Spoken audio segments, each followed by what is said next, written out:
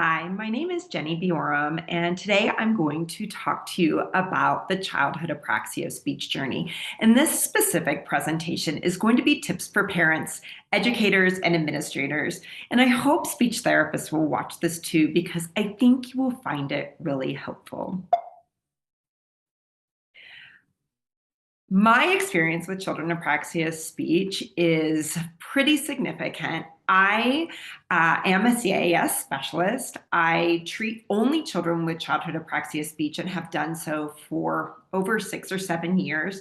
I travel the country and actually internationally as well, presenting on childhood apraxia of speech, what it is, how to assess it, how to diagnose it, and how to treat it. I currently carry a small caseload of children out of my home office here in Colorado, and I have been asked so many times to put together a video for educators and parents to help explain all those things that especially school-based speech therapists don't have the wherewithal or time to do. So hopefully, as speech pathologists, you can use this video to share with parents and administrators and teachers. And parents, hopefully this video will help guide you and give you some more ideas about this journey of CAS you're on, whether it is suspected childhood apraxia speech or a diagnosis of childhood apraxia speech. Today, we are going to review what is childhood apraxia speech, the characteristics of childhood apraxia speech, how to give the experience, a therapy approach that I'm most passionate about, targets and goals, speech and how complicated it is, augmentative communication, a little bit of growth mindset, and how you can help your child.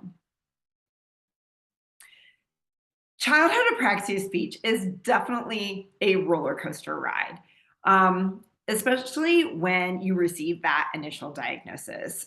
You are Googling, you're listening to many different types of professionals that are giving you ideas and input. You've got family giving you ideas and input about what is happening with your child, and you just want some answers. You want to know, how do I treat this? Is it treatable? Who do I need to talk to? What do I need to do?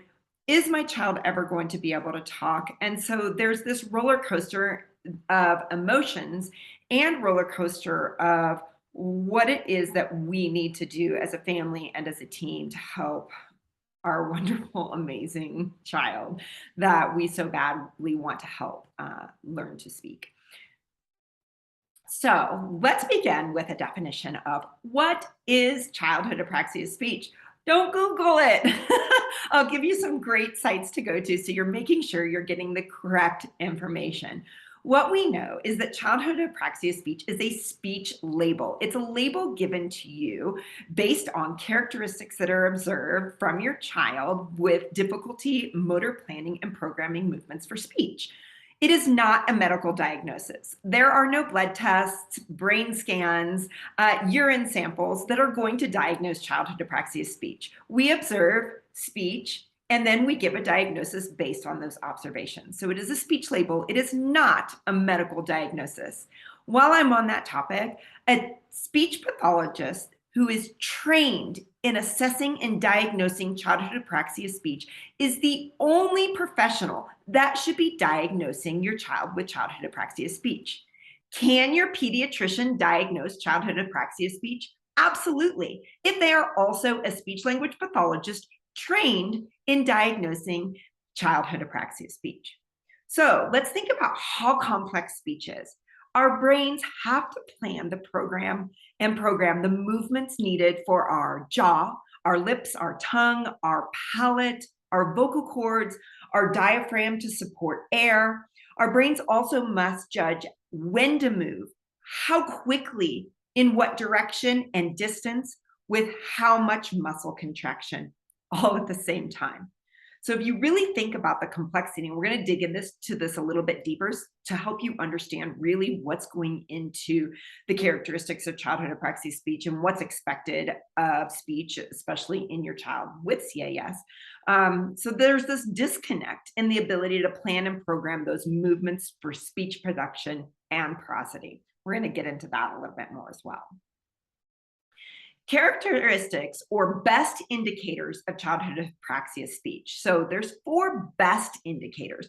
We have some others, but these are the ones that we really, really look out for. They are more discriminative, meaning that we typically see them in children with childhood apraxia speech and not so much in children with other speech sound disorders.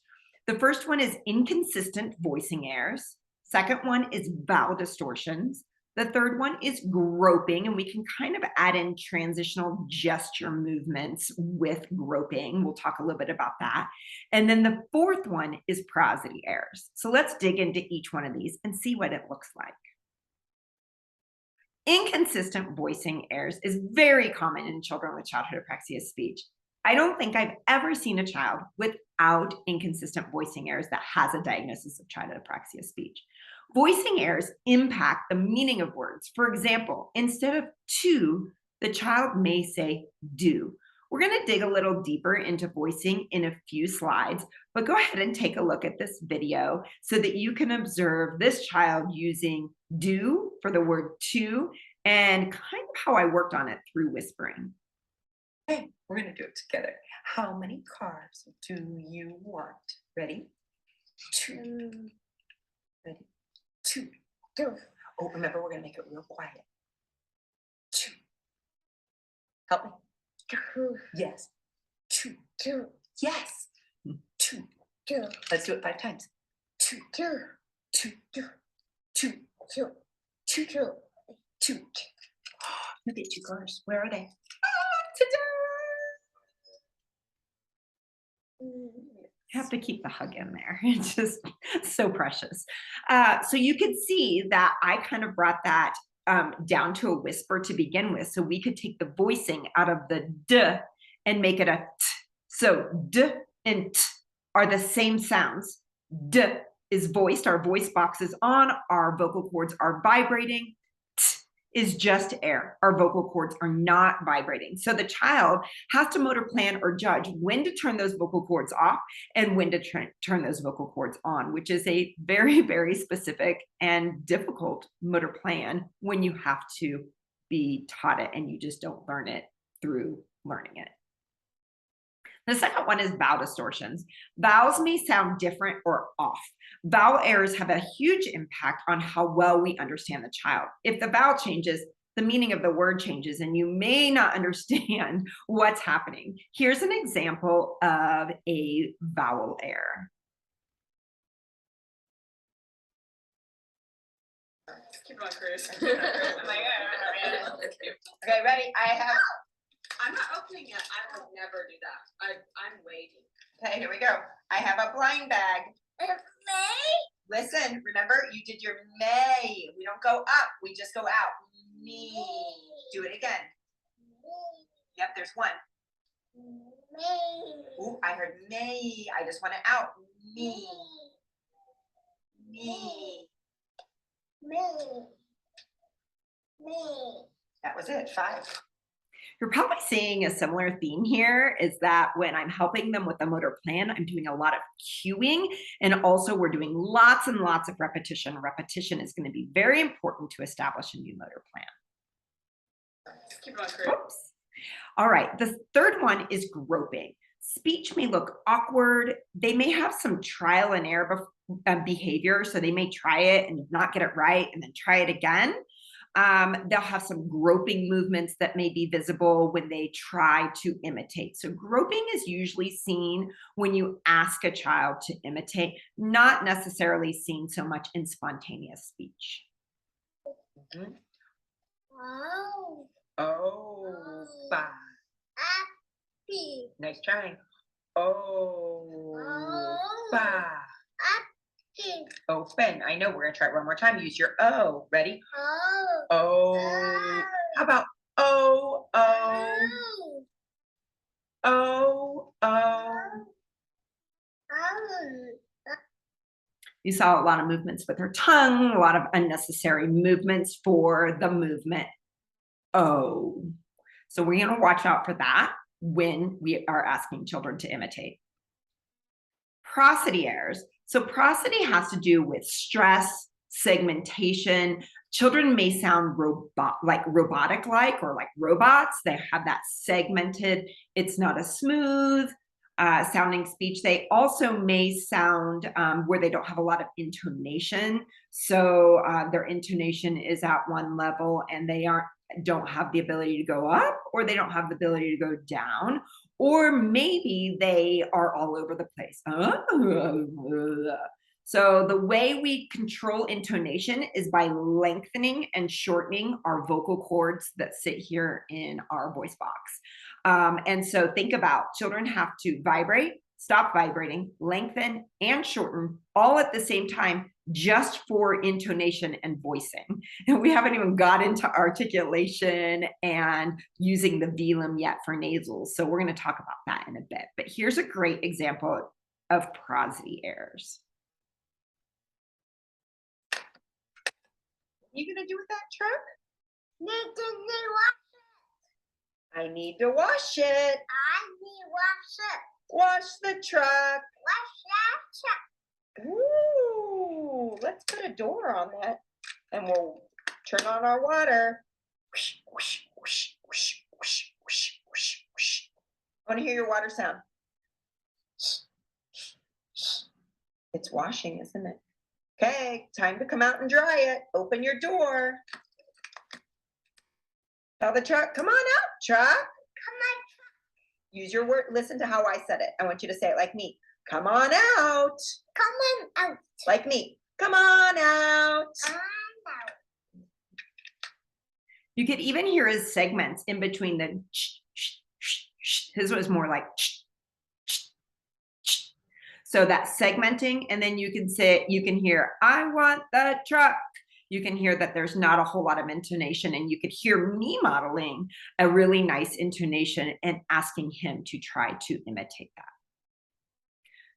Those are the main big discriminative characteristics of childhood apraxia speech. But how do we really get this point across to our friends, other children, schoolmates, siblings, family, educators?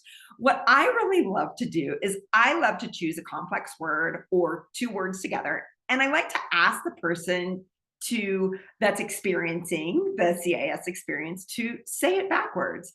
So this is the best way for a person to experience CAS. So let's try it now. I want you to try to say blue raspberry backwards for me as quickly as you can. We're not saying raspberry blue. We're going to start with E in raspberry and pronounce raspberry and then blue backwards. You can pause this, see how long it takes. Did you find yourself doing groping? Did you find yourself using slow rate? Maybe have a vowel error? I sure had vowel errors. I'm still having trouble pronouncing this. And you'll see when I go to the next page, I'm going to try to pronounce blue raspberry backwards with visual cue on my screen. So it's a great way to show people what it's really like and how hard the child has to think in order to motor plan all of what's going on. Let's take a look of how we would pronounce blue raspberry backwards. It's not easy. Okay, so I think it's Irabaser Ulub. Irabaser Ulub. I had to write it out. I had to practice it over and over and over and over again in order to even get the correct vowels.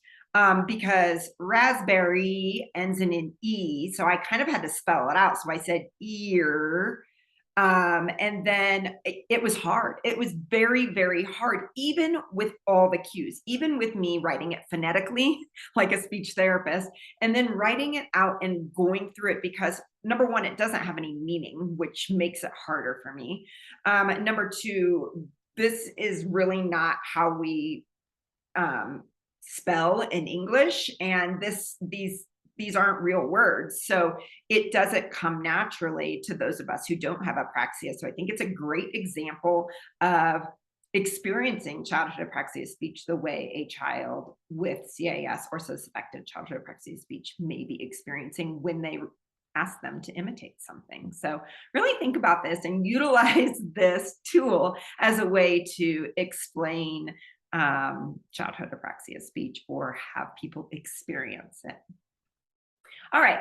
One of my favorite successful approaches to treating childhood apraxia of speech is DTTC. It's dynamic tactile and temporal cueing by Dr. Edith Strand. You can definitely go to YouTube and watch a ton of her videos, but you can also go to her website, which is here on the bottom, childapraxiatreatment.org. Head on over there and check out the parent section. Or if you're a therapist, check out the therapist section. They have a wonderful, wonderful interactive website to help you dive even deeper than we are today and understand childhood apraxia of speech from a parent or therapist or teacher administrator perspective. The goal for DTTC is to use a hierarchy cueing support to help a child establish a new motor plan. So we know that especially when starting out or when a child has a more severe form of CAS, that progress can be very slow. It can feel very, very slow. But if your speech therapist is taking a motor planning approach, then you should see progress. That is very, very important. When you hit up childapraxiatreatment.org, there will be about 4 different approaches that they recommend based on research. I primarily use DTTC for the caseload that I have. So definitely check it out and be sure to talk to your therapist and ask them, what approach are you using? And have a conversation so that you are all on the same page, that you are using an approach that is research-based for children with motor planning speech disorders. Tips for targets. Based on DTTC, which is what I use, we need to make sure that when we are working with kids, we are choosing a small amount of targets. We shouldn't be working on 50 targets. We shouldn't be working on 20 targets. We should be working on about 10 words, 10 phrases, 10 things or less. And the reason is that children are working on these with lots and lots and lots of practice, lots and lots and lots of repetitions. And if we spread our practice out over too many targets or too many words, then it's going to take longer to acquire those. If we have a smaller group of words and we work on these in very high repetitions, the children are going to acquire these targets faster and be able to utilize those spontaneously in their speech. And that is our goal. Our goal is for children to acquire new words, acquire new speech, acquire new language so that they can be using it spontaneously without all the cueing support that we are giving them. Another thing that is really, really important is that we should only be putting sounds within targets that the child can say. If our goal is to practice targets over and over and over again in high repetitions correctly, there is no way the child can produce those correctly if they do not have their sounds in their repertoire. If a child has a limited sound repertoire, we may want to work on expanding the sounds they're able to say. But if we want them to start working on combining sounds to make words, then we need to use sounds the child already can say so that they are successful in high repetitions. The other thing is that the target should be meaningful. They're a word that a child can use every single day. We don't want to choose targets that don't have any meaning to the child because they're going to practice it really, really hard in high repetitions day after day after day. And if they can't use it when they go home, or they can't use it in their classroom, or they can't use it in their daily environment, then that's a waste of practice and a waste of time to them. We want it to be functional. The other thing is, I really want you to think about how words are, how they sound, not how words are spelled. In America, most of us, unless there's some dialectal, say water with a flap that sounds more like a D and not water. If you're in the UK, you may say water and pronounce the T and take off the R on the end, or the sound on the end. But in America, most of the time we use a flap and we say water. So, but I will tell you, in my experience, when parents come into my therapy room and they want the child to say water, they will say water, water. because they're so tuned in to the speech, articulation, and how things are spelled. Instead, if you want your child or your student to say a word, talk to your speech therapist, talk to your team, see if they have all their sounds in their repertoire. Say it out loud. How do we say it? What's the co-articulation? What changes in our sounds when we flow our speech together? So remember, this takes lots and lots of practice to establish a new motor plan. So we have to put the tools in place for the child to be successful. A smaller amount of targets, sounds within their repertoire, how words or utterances sound rather than how are they spelled, and is it functional? Is it meaningful to the child? The goal is for the child to be able to use these words, utterances independently of us, spontaneously. The goal is for them to be able to do this with this new motor plan, and when using the principles of motor learning, which we're not going to get into today, but it's definitely something to keep in the back of your mind when you talk to your speech therapist. Are you using the principles of motor learning, which DTTC is based off of? Then the child should be learning new motor plans, which will eventually, with lots and lots of practice, hopefully our goal is carry over to untrained targets or other words that maybe we haven't worked on lots and lots of times correctly. Speech is really complicated. It is probably one of the most complicated and rapid motor behaviors humans do. So let's talk about some of the small aspects of speech which make it really, really difficult. The first one is our vocal cords. Remember I talked to you about our vocal cords a little bit earlier. Our vocal cords sit in our larynx at the top of our trachea, otherwise known as our windpipe or our breathing tube. Air comes through our vocal cords, and our vocal cords vibrate for sound. So we have to manage how much air comes through, and we have to manage and motor plan the vibration for voice sounds, the non-vibration for not voice sounds. And remember, when they get long, our pitch goes high, and when they get short, our pitch goes low. So the length controls our pitch, and the vibration controls the voicing. So much that goes into it. What about our velum? If you open your mouth and you look in the back of your mouth, there's a soft part. There's bone, and then there's a soft part. Well, that soft part raises and falls, raises and falls. And the reason it raises and it blocks off your nasal cavity so that liquid doesn't go through there when we drink. If it was always open, we're going to have liquid come out our nose because it's a full pathway through. The other thing is, if it's open, sounds are going to come through our nose, and we're going to sound really nasal if we talk through our nose.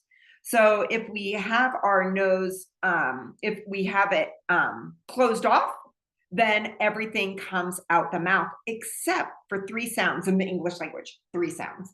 The comes out our nose. It doesn't come out our mouth. Our lips are closed.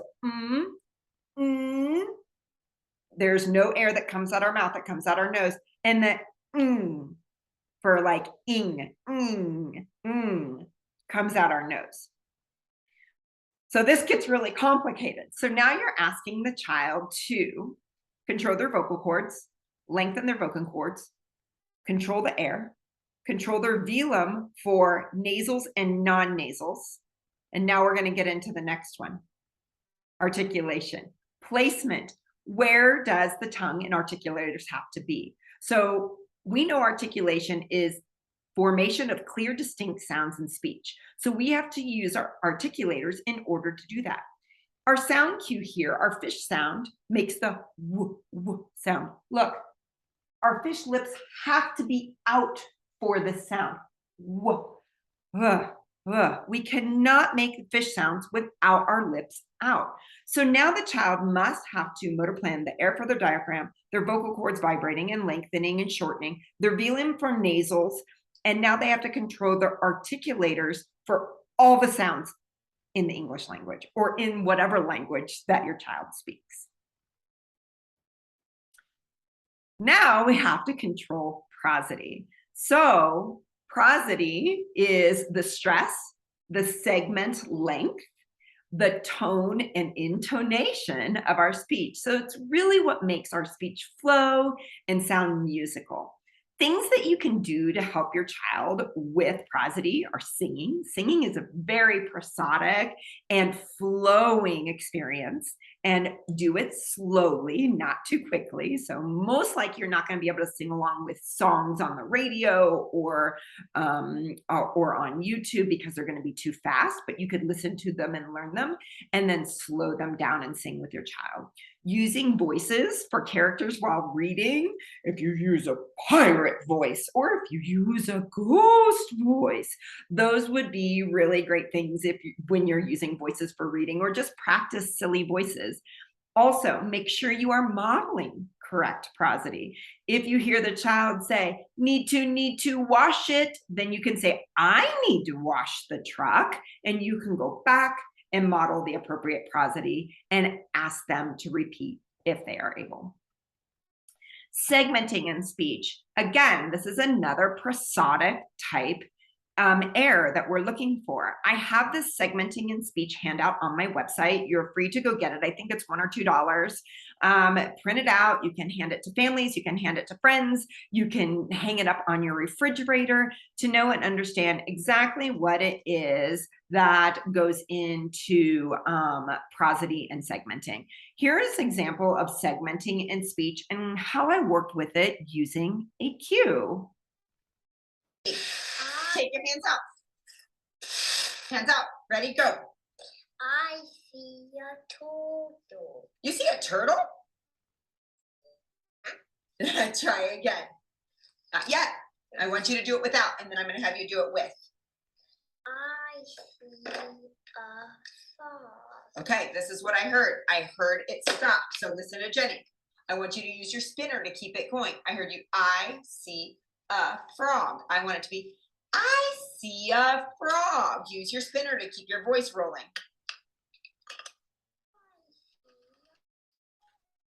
That was much smoother, like our spinner. So I use the spinner as an example or a cue to help him keep his voice moving rather than stopping in between each word. That is segmenting. That is a prosody air. That is a discriminative characteristic of childhood apraxia of speech. Let's talk about voicing. This is crazy. All my parents sit in my therapy chair here and they're like, I had no idea how complicated speech is. It's so complicated. So these are cognates. We call them cognates as speech therapists, or they're partners or pairs. So each of these sounds is a partner or pair. They are the exact same sound except for voicing. Okay, so let's start.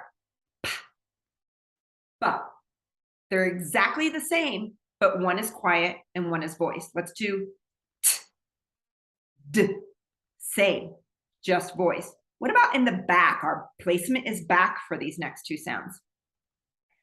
K, g. You have to turn your voice on for the g. What about what about z, or ch, j, or z? Did you know there were two different TH sounds? Think and the. Two different TH sounds. So can you see why there's so much that goes into what the child has to do and think and motor plan?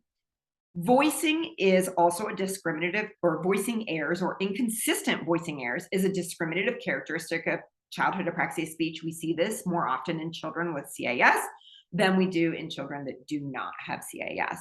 So this is important to keep in mind. If you love these cues, these are the Bjorem speech sound cues. You can get them at my website. They're the original deck. They come in the small size and they come in the big box.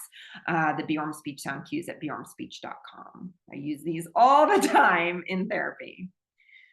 Voicing, again, I have a little voicing handout on my website. It has the sound pairs for you. It gives you tips. It talks about minimal pairs. So this would be another good little handout to download and print out, hang on your refrigerator, or hand out to families if you're a speech pathologist. But it's a really, really great resource. Kids need cues. So it is our job as the speech pathologist, and it is our job to train parents and teach parents how to cue, when to cue, and understand how cueing is going to help support a motor-based planning approach and make a child successful. So it is our goal for the child to practice correctly. So errorless learning, we don't want them to practice it incorrectly. They're going to be practicing an incorrect motor plan and or have to relearn a correct motor plan. So it is our job to give all the cues, visual cues, tactile cues, verbal cues, placement cues, cues, whatever we can do to help support a child. Here's a video of me working with Cruz, and you can kind of take a look at how I used cues and some growth mindset at the end of the video. All right, it's really nice. Which sound is it? Is it the quiet sound or the buzzing sound? Is your tongue buzzing or is it quiet? They. Yeah, do you hear the B in there going? And your tongue's out like hers, isn't it? Yep, there's one. Two. Oop, get that tongue out. They. Nice. I like it. Now let's do it together. Watch me. I'm going to hold the sound up by my mouth and then we're going to move him. Okay, ready? They are safe. Uh-oh. You got to watch me because you looked over there and then it was days are safe. So we don't want to use days. We want to use look at me. Eyes on me. They are safe. Do it again. Tongue out, buzzy tongue. They are safe. Yes. Do it again. Ready? Here's your they. They are safe. One more time. Look at me and you do it. Nope, you said day. Use your buzzy tongue sound. Buzzy tongue sound. I'm going to do it with you. They are safe. Do it again. Watch me. Buzzy tongue sound. They are safe. One more time. They are safe. That was it. You should feel proud. Say, I did it. I did it. Yeah, you should feel proud. Instead of me saying good job, I said, you should feel proud about the hard work you're doing. We're going to talk a little bit about growth mindset here in a minute. If you noticed, I was using the DTTC hierarchy. When he had an error, I went back and said it with him and cued him as much as I possibly could so he was getting it right. So I did not want him to get it wrong. I think he got it wrong 2 times, maybe 3 times, but all the rest practices he got it right. Because the second he got it wrong, I went back and cued him. We did not practice it over and over again incorrectly. But then I faded my cues. So we did it together and then I let him do it by himself. So that strengthens that motor plan when they work on doing it by themselves without you, or maybe just with a model. AAC, definitely consider using augmentative and alternative communication. If your child is not able to communicate readily in their school, in their classes, at home, get a robust device. Talk to your speech therapist. Don't get paper. Don't do 4 squares. It needs to be complex. Kids need to be able to communicate all their needs, not just going to the bathroom and not just wanting something to eat. So really think hard about using an augmentative communication device as a bridge to that verbal communication. It will not stop them from talking. It will only give them more power. It'll give them a voice when they can't use theirs. And it is a way to make sure that their voice is heard and understood. Growth mindset. As I said in that previous video, we need to take a look at how we are intrinsically encouraging a child. These kids have failed and failed and failed. So instead of us or parents or teachers saying, good job, or I'm proud of you, here are a whole bunch, well, here are a whole bunch of different phrases or ideas that you could use instead. So what we want to teach the child is that their brain is a muscle and that with hard work, it grows. And apraxia therapy is really, really hard work. So you can download this poster off of my website at bjoremspeech.com, have it printed out, hang it in your house, change your verbiage, stop saying good job, stop saying I'm proud of you, and make them proud of themselves from within so that when they learn new things, when they work hard, they feel good about themselves and they're not looking for everybody else to feel proud about them. It really, really works. I do it with my own children and I see a huge difference in the progress we make when they have a growth mindset rather than a fixed mindset. Couple things that I would definitely recommend that you do instead of segmenting words, ma, ni, slow down and drag them out together. I see my together is spelled incorrectly. Spell them and say them together. Money, you can slow it down and have them watch you and say it together. Don't over articulate. Water, say it out loud. How does it sound? I do not know. No, we don't say that. We say, I don't know. We're going to teach it the way we say it. Don't ask your children questions over and over again. They can't answer them. You're setting them up for failure. Ask questions. I messed that up too in my, I'm not re-recording this. Ask questions and then help them with an answer or tell them and give them an answer. Forget about prosody. Don't forget about prosody. Do lots of singings. Don't say good job. Say, wow, you did it. You should feel really proud. Don't say no to AAC. Explore your options. Give them that bridge. What you can do to help. Have great, open, honest communication with your speech pathologist. Get involved in therapy as much as you can. The more you know, the more you can help your child. Keep a list of new words and ask lots of questions. Read to your child a lot. We know children with childhood apraxia speech have more frequently have difficulties with reading development. Visit childapraxiatreatment.org, learn more about DTTC, and learn more about what you can do to help your child. This is an awesome resource. Another really good resource is www.apraxia-kids.org. Follow me on Instagram. You can go to my highlights and watch hundreds of therapy clips like I had in this today. Also, I'm trying to update my YouTube as much as possible, and head over to my website. You can buy the Bjorem speech sound cues there. You can download the growth mindset poster, and there's lots of apraxia resources on there for speech pathologists and parents.